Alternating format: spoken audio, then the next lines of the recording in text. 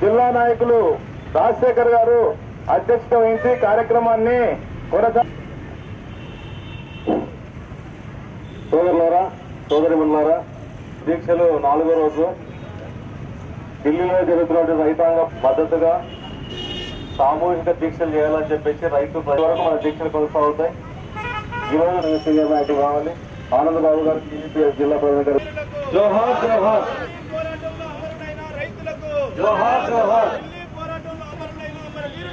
జోహార్ జోహార్. పట్ల గారు మహిళా సంఘ నాయకులు జోహార్ జోహార్.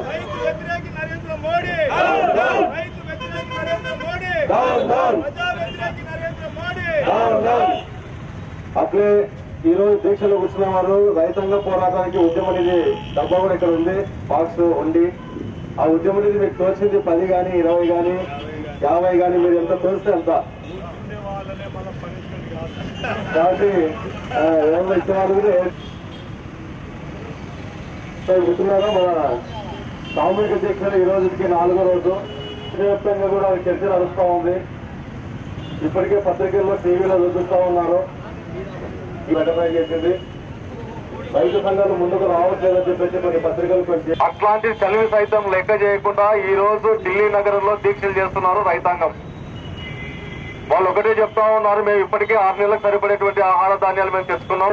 దీక్షలో కూర్చుంటే కొడుకు వ్యవసాయం చేస్తా ఉన్నాడు, కొడుకు దీక్షలో కూర్చుంటే తండ్రి వ్యవసాయం చేస్తా ఉన్నారు.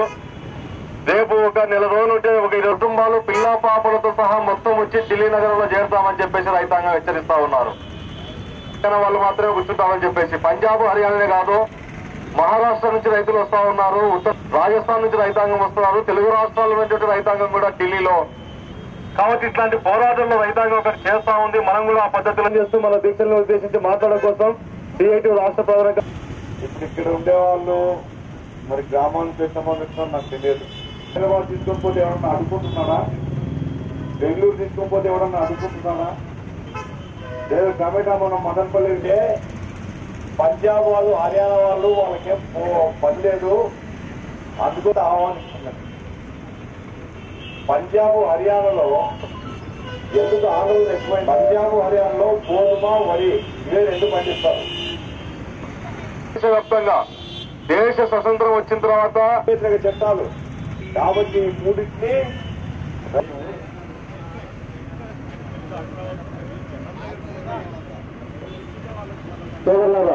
ఉన్నాయి. లేని పక్షంలో రేపు ఢిల్లీ నగరం చుట్టుపక్కల ఉన్నటువంటి రేపు అవసరమైతే మేము ఇంకా కొన్ని చిన్న చిన్న పనులు ఉన్నాయి, ఇంకా వ్యవసాయ పనులు గ్రామం కొత్తగా ఏం చేసింది అంటే అబద్ధ ప్రచారం. ఈచేడే మండీలు ఉంటాయి. మండీ అంటే బజారు తీసుకుపోయి అమ్ముకోవచ్చు. మండీల్లో రేట్లు తక్కువ ఉంటే జనం మార్కెట్లోకి పోతారు. రైతులు మార్కెట్లో ధర తక్కువగానే చేస్తే మండీలోకి వస్తారు. ఆ రకంగా రైతుకు మార్కెట్లోకి పోయే స్వేచ్ఛ ఉంది, మండీకి పోయే స్వేచ్ఛ ఉంది, వాళ్ళు సొంతంగా అమ్ముకునే స్వేచ్ఛ ఉంది. దానివల్ల మద్దతు ధర ఏదైతే రైతుకు ప్రకటిస్తున్నారో పంజాబ్ లో కానీ హర్యానాలో కానీ గోధుమలు వరి ప్రభుత్వం ప్రకటించే మద్దతు ధర కంటే ఎక్కువగా అమ్ముకుంటున్నారు.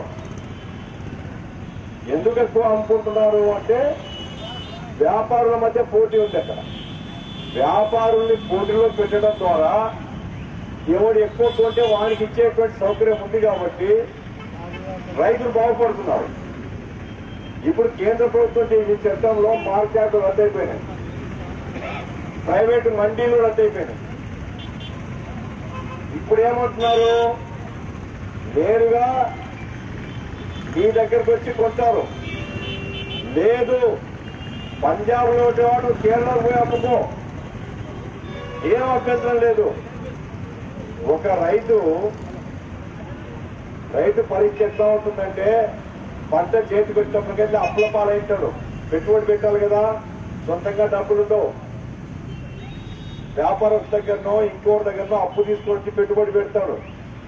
కాబట్టి రైతు పరిస్థితి పంట వచ్చిన తర్వాత ఎంత తొందరగా పెడితే అంత తొందరగా అమ్ముకొని అప్పు తీర్చాల. ఒక 2 ఎకరాలు 3 ఎకరాలు రైతు తను పండించిన పంటను ఇంకెక్కడో తీసుకొని పోలేడు. ఇప్పుడు మార్కెట్ యార్డ్, మన కర్నూలు మార్కెట్ యార్డ్ ఉంది. ఉల్లిపాయలు ఎందుకు వస్తాయి ఇక్కడికి? 10 మంది వ్యాపారస్తులు పోటీ పడతారు. అక్కడ యాలంపాట జరుగుతుంది. యాలంపాటలో రేట్ ఎక్కువ ఎవరు చెప్తే వారికి సరుకు అమ్ముకుంటాం మనం. ఆ రకంగా వేలంపేట జరుగుతుంది. గ్యారెంటీ ఉంది, ఏదైతే పాడతారో ఆ రేట్ ఇస్తారు. ఇప్పుడు నరేంద్ర మోడీ చేసిన చట్టం ఏమిటంటే మార్కెట్ యార్డ్లు ఉండవు. ఉల్లిపాయలు మీ పొలాల్లో మీరు పెట్టుకుంటే వ్యాపారస్తులు కొంటారు, లేదు అంటే మీరు ఎక్కడికైనా తీసుకొని పోండి. ఒక సాధారణ రైతు ఎక్కడికో తీసుకుని పోయి అమ్ముకోలేడు. చాలా మందికి అనుభవం ఉంటుంది. తాడేపల్లి కూడా తీసుకొని పోయి అక్కడ ఎక్కువ లారీలు వచ్చేస్తే ధర డౌన్ అయిపోతే లారీ ఉల్లిగడ్డలు వదిలేసి రైలు ఎక్కి వచ్చిన చాలా మంది ఉన్నారు. ఎందుకు? బాగా కట్టుకోలేక.